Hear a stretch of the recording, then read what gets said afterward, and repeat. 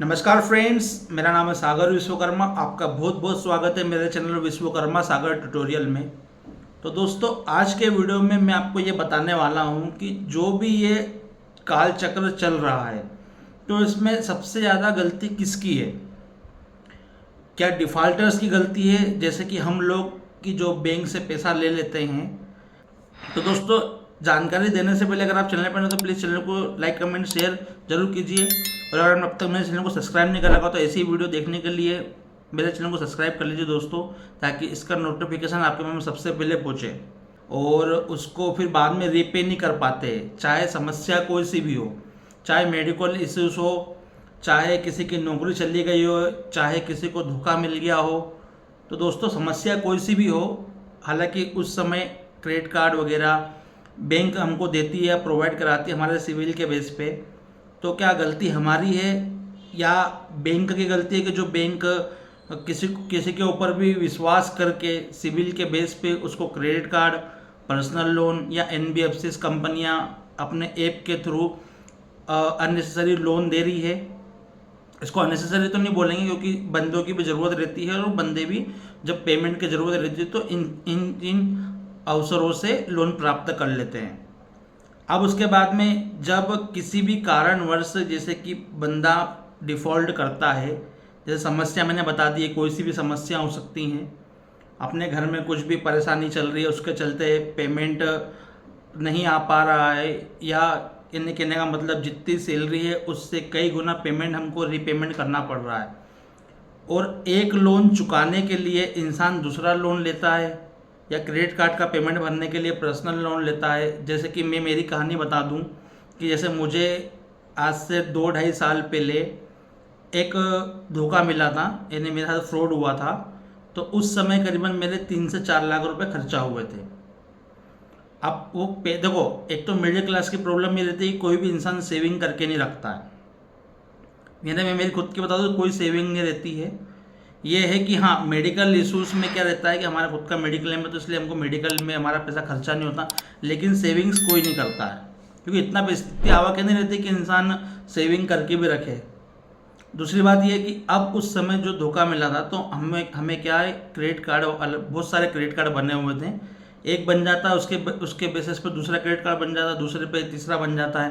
तो credit card बहुत सारे थे, सुचारू रूप से मेरा सब काम चल रहा था, लेकिन क्या एक तरीके से मुझे एक जगह से धोखा मिला, जिसके कारण उस समय मेरे करीबन 3 से 4 लाख रुपए खर्चा हुए थे। अब वो खर्चा कहाँ से हुआ? क्रेडिट कार्ड रहता है, तो मैं तो आपको बताता हूँ, जिसके पास में क्रेडिट कार्ड रहता है तो वो अपने आप को अंबानी समझता है। तो अंबानी समझने का मतलब ऐसा नहीं कि पैसा यूज़ कर लो और दो मत, पर उस समय क्या रहता है कि यार इससे यूज़ कर लो, जब अपना कंपनसेशन वगैरह उधर से आ जाएगा, या मैडम मुझे जहाँ से मुझे पैसा आने वाला था वो आ जाएगा, तो हम लोग वापस भर देंगे। ऐसा हर इंसान सोचता है कि यार अभी इससे यूज़ कर लो, अपने पास में पैसा आ जाएगा तो अपन वापस भर देंगे। तो उस समय क्या हुआ, मैंने कुछ पेमेंट यूज़ करके रखा हुआ था, जैसे कि अदर बंदे भी करते हैं। अब क्या होता है दोस्तों कि पेमेंट तो यूज़ कर लिया, लेकिन अब आपको मालूम है कि फिर गाड़ी लाते लाते इन्हें आज करीबन ये मान के चलो 2-2.5 साल समथिंग हो गया है। अब उस समय जो 2 से 3 लाख या 4 लाख रुपए समथिंग जो भी खर्चा हुआ था, उसको घुमा घुमा के, यानी घुमा घुमा के मतलब इससे निकाल के उसमें भरना, उससे निकाल के इसमें भरना। जब क्रेडिट कार्ड में पैसा ख़त्म हो गया तो पर्सनल लोन ले लेना, फिर पर्सनल लोन की ईएमआई भी आ गई, फिर क्रेडिट कार्ड में पैसा भर जाता है, फिर उससे निकाल के उसमें भरो, फिर उससे निकाल के उसमें भरो, यानी कि ये मल्टीपल लोन का एक ट्रैप हो जाता है। और पता ये ट्रैप क्यों होता है, इंसान क्यों ये सब करता है, किसके लिए करता है? एक सिविल बचाने के चक्कर में करता है। जो ये रिकवरी वाले आपको कॉल पे बोलते हैं कि आपका सिविल ख़राब हो जाएगा, या होम बजट वाले भी बोलते हैं कि सर आप सिविल ख़राब कर लोगे आपका, तो ये जो सारी कहानी कहाँ पर आती है, जिस सिविल ने आपको क्रेडिट कार्ड दिलवाया, पर्सनल लोन दिलवाया, फिर उसी को बचाने के लिए आप अदर जगह से कर्जा लेते हैं, तो सारी कहानी कहाँ पर आती है? सिविल पे आती है। अगर आपका सिविल जनरेट हो गया तो आपको ऑफर आना चालू हो जाएंगे, अगर आप पेमेंट नहीं भरोगे तो आपका सिविल डाउन हो जाएगा। अब दोस्तों देखो, एक तो एक ग्राहक हो गया और एक बैंक हो गया। ग्राहक को ज़रूरत थी या नहीं ज़रूरत भी थी तो भी बैंक वालों ने उसे पैसा दिया, या ज़रूरत होगी तो भी बैंक वालों ने पैसा दिया। किसके बेस पे दिया? सिविल के बेस पे दिया। अब जो मैं समस्या वाला चक्र बता रहा हूँ, तो समस्या अगर किसी के पास में रहती है तो वो इंसान पेमेंट नहीं कर पाता है। फिर एक थर्ड पार्टी वाला आता है उठ के, जो बैंक जिसको हायर करती है, क्योंकि देखो बैंक रिकवरी नहीं करती। बैंक इतने पढ़े लिखे अनुभवी बंदों को रखती है नौकरी पे, तो वो रिकवरी करने के लिए नहीं रखती है कि जो बैंक में आराम से एसी में बैठ के काम करते हैं, दूसरों को लोन देते हैं या अपना जो भी बैंकिंग वाला काम रहता है वो करते हैं, तो वो क्या रिकवरी करने थोड़ी ना जाएंगे किसी घर पे कि सर आप पैसा दे दो, आपने बैंक से पैसा लिया। तो बैंक क्या करती है, एक थर्ड पार्टी रिकवरी एजेंसी को हायर करती है और उनका एक कमीशन फिक्स कर देते हैं कि आप हमारा पैसा रिकवर करके ला के दो, तो हम आपको उसमें से आपका कमीशन दे देंगे। तो दोस्तों, ग्राहक और बैंक के बीच में जब बात हुई है कि हमने आपसे पैसा लिया, हम आपको ब्याज देंगे और आपको समय समय पर हम पेमेंट करेंगे, लेकिन कई समस्याओं को चलते फिर इंसान नहीं कर पाता है। फिर ग्राहक का सामना बैंक से नहीं, उस रिकवरी एजेंसी से होता है जो बैंक ने हायर करी हुई है।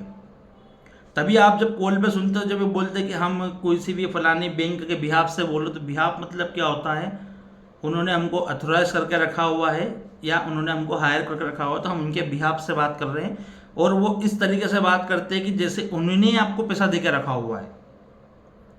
इतना तो बैंक वाला भी वो नहीं करता है कि यार बैंक वाले को टेंशन है, तभी उन्होंने थर्ड पार्टी के ऊपर छोड़ दिया। लेकिन जो थर्ड पार्टी रहती है, एजेंसी रहती है, वो इतने खतरनाक तरीके से रिकवरी करती है और इतनी कर्मठ कार्यकर्ता के रूप में रिकवरी करती है कि आप पूछो मत। जैसे कि उन्हीं का ही पैसा है और उन्हीं को जेब से भरना है, उन्हीं का ही लॉस हो रहा है, सब काम उन पर ही ले लेती है और इतने स्ट्रिक्टली तरीके से आपसे रिकवरी करती है। तो दोस्तों देखो, समय तो चलता है, किसी के साथ में अच्छा चलता है, किसी के साथ में बुरा चलता है। ऐसे बहुत से लोग कमेंट भी करते हैं। जैसे कि मैं, जब तक मेरे पास में सब कुछ था, यानी जब तक मैंने डिफ़ॉल्ट नहीं किया था, जहाँ मैं सोच रहा था कि मेरा पैसा आएगा, हालांकि 2-2.5 साल से परेशान था मैं। और ऐसे कोई एकदम से कोई सडनली परेशान नहीं होता, धीरे धीरे धीरे स्लो पॉइजन के रूप में इंसान परेशान होता है। जैसे आज 1 लाख खर्चा किया, उसको भरने के लिए फिर 1-20 जमा किया, फिर इधर उधर, जब तक उसके पास में अपने पेमेंट घुमाने के अवसर बने रहते हैं ना, तो उसको कोई टेंशन नहीं रहता है। जहाँ उसके पास ये अवसर कम होने लगेगी, फिर उसका दिमाग का पारा चढ़ने लगता है और फिर एक समय ऐसा आएगा कि वो डिफ़ॉल्ट न चाहते हुए भी कर जाएगा। आपके साथ में भी ऐसी पिक्चर होती होगी, क्योंकि ऐसे मेरे कल एक बंदे से बात हुई थी। उस बंदे ने भी ऐसे ही बोला था कि सर मैं खुद यानी कि फाइनेंस करता हूँ, यानी कोई मोबाइल शॉप में काम करता था और वो खुद लोगों को सजेस्ट करता था कि भैया आप मोबाइल लेते रहो, लेकिन आपका सिविल बहुत महत्वपूर्ण चीज़ है। वो खुद ही बता रहा था कि सिविल क्या होता है, लेकिन ना चाहते हुए भी वो भी ऐसे ट्रैप में फंस गया और वो खुद आज जो लोगों को समझाता था वो उसके साथ में हो रहा है, तो वो भी बहुत परेशान इंसान था। तो दोस्तों, यही होता है कि कोई भी नहीं चाहता अपना सिविल ख़राब करना, लेकिन फिर ये थर्ड पार्टी जो रिकवरी एजेंसी रहती है, मैं तो देखो इसमें जो गलती मानता हूँ कि थोड़ी थोड़ी गलती सभी की है, अपनी भी गलती है, पर ठीक है, आज नहीं तो कल पेमेंट तो रीपेमेंट करना ही है, उसमें कोई दो राय नहीं है। लेकिन बैंक को सबसे ज़्यादा ये सोचना चाहिए, कोई सी भी रिकवरी एजेंसी हायर करे, उनको एक बार स्ट्रिक्टली तौर से बोल दे कि आपको आरबीआई के गाइडलाइन के थ्रू रिकवरी करना है। क्योंकि दोस्तों, बैंक तो रख लेती है, वो बोल देती है कि आप रिकवर करके ला के दो, लेकिन रिकवरी वाले किस तरीके से हरासमेंट करते हैं, क्या आरबीआई गाइडलाइन को मानते हैं? नहीं मानते हैं बिल्कुल भी। तो बैंक वालों को इनको बता देना चाहिए कि आपको आरबीआई गाइडलाइन के अंतर्गत ही रिकवर करना है। जैसे कि सबसे ज़्यादा मैंने देखा है, एक आरबीएल बैंक वाला है, बजाज आरबीएल बैंक, जो कि बहुत खतरनाक तरीके से रिकवर करती है और उसके ऊपर आरबीआई ने भी 2.37 या 2.2 करोड़ की पेनल्टी भी लगाई हुई है। तो दोस्तों, फिर भी नहीं समझते हैं लोग, फिर भी आए दिन इनके वीडियो आते रहते हैं। जहाँ मैं काम करता था, मेरे ऑफिस प्रीमाइसेस में भी एक बार बंदा आया था और वो मुझसे हाथ लगा लगा के बात कर रहा था। तो फिर मैंने मेरे फ्रेंड को बोला कि वीडियो बना, तो वीडियो बनाया, तो तुरंत वो घबरा गया और तुरंत वहाँ चले गया। हालांकि दोस्तों, वो वीडियो मेरे ड्रेस में था, इसलिए मैंने वो वीडियो पब्लिश नहीं किया, नहीं तो मेरे पास में वो वीडियो भी रखा हुआ है। फिर मैंने उसको बताया कि तुम किस तरीके से मिसबिहेव कर रहे हो, तो उसने बोला कहाँ कर रहे हो, बोले मेरे पास वीडियो है। तो दोस्तों, ऐसे ही होता है कि आरबीएल बैंक वाला, यानी कि मैं खुद बोलता, लेकिन बहुत से लोग क्या बोलते हैं कि ये बैंक खराब है, ये बैंक खराब है, ये तो दोस्तों, बैंक खराब नहीं है, बैंक का किसी वित्तीय से प्रॉब्लम है कि ये रिकवरी एजेंसी जो भी हायर करती है ना, उनको ये समझाती नहीं है कि आपको आरबीआई के गाइडलाइन के थ्रू ही रिकवरी करना है। तो दोस्तों बस यही जानकारी थी कि गलती किसकी है। थोड़ी गलती हमारी भी है, थोड़ी गलती बैंक की भी है, और रिकवरी एजेंसी वालों की तो गलती गिनाए आप नहीं समझ सकते कि बहुत सारी रिकवरी एजेंसी गलती करती है।